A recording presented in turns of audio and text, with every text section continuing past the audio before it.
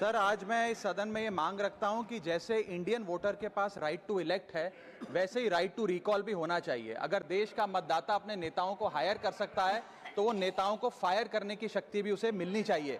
Sir, right to recall is a mechanism that empowers the voters to de elect a neta representative before the tenure ends if he fails to discharge his और her duty. Sir, हम MP MLA चुनते हैं, उसके बाद अगर वो काम ना करे, अपने वादे भूल जाए, जनता से दूर हो जाए, तो 5 साल तक इंतजार करने के अलावा जनता के पास कोई ताकत नहीं है।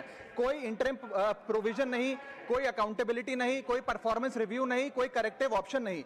चुनाव से पहले नेता जनता के पीछे और चुनाव के बाद जनता नेता के पीछे। और सर, 5 साल is too long a period in this day and age. अगर एक गलत फैसला गलत नेता को चुनने का लिया तो लाखों लोगों का भविष्य अंधकार में जाता है और पूरा क्षेत्र पीछे जाता है। Sir, we can trust our voters to elect. हमें अपने मतदाता पे विश्वास करना चाहिए कि वो अपनी गलती बदल भी सके राइट टू रिकॉल की ताकत से। Sir, let me clarify that right to recall is not a weapon against politicians. It is an insurance policy for democracy. और भारत के संविधान में जब आप राष्ट्रपति को इंपीच कर सकते हैं टेन्योर के दौरान, उपराष्ट्रपति को हटाने का प्रावधान है, जजों को इंपीच करने के लिए प्रोसेस लेट डाउन है, यहां तक कि रूलिंग गवर्नमेंट के खिलाफ नो कॉन्फिडेंस मोशन लाकर आप सरकार बर्खास्त कर सकते हैं। तो एमपी एमएलए अगर आपका नॉन परफॉर्मिंग है तो उसको हटाने के लिए क्यों नहीं राइट टू रिकॉल मतदाता को देना चाहिए। दुनिया की 24 से ज्यादा डेमोक्रेसीज में राइट टू रिकॉल का मैकेनिज्म लागू है, जिसमें यूएस, कनाडा, स्विट्जरलैंड जैसे देश है। मैं आपको उदाहरण देता हूं सर, कैलिफोर्निया में एक गवर्नर क्रिस डेविस नाम के नेता 2002 में चुने गए।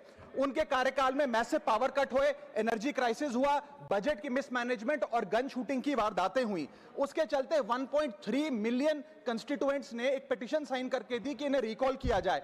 वहां के चुनाव आयोग ने रिकॉल वोट कराया 7 अक्टूबर 2003 को और 55% मतदाताओं ने वोट किया कि इस नेता को बर्खास्त किया जाए। ग्रे डेविस को हटाया गया और आर्नल्ड श्वार्ज़नेगर को वहां पे गवर्नर बनाया गया। सर, मैं बता दूं कि हिंदुस्तान में भी इसका प्रेसिडेंट है। कर्नाटक, मध्य प्रदेश, महाराष्ट्र और राजस्थान में रिकॉल मैकेनिज्म ग्राम पंचायत के स्तर पे लागू है और ग्राम सभा के लोग मतदाता वोट करके उन्हें वापस बुला सकते हैं। सर, लेकिन इसका मिसयूज ना हो इसलिए हमें सेफगार्ड्स भी बनाने पड़ेंगे। एक थ्रेशोल्ड रखना चाहिए कि 35 से 40% मतदाता अगर साइन कर दे तभी राइट टू रिकॉल वोट करवाया जाए।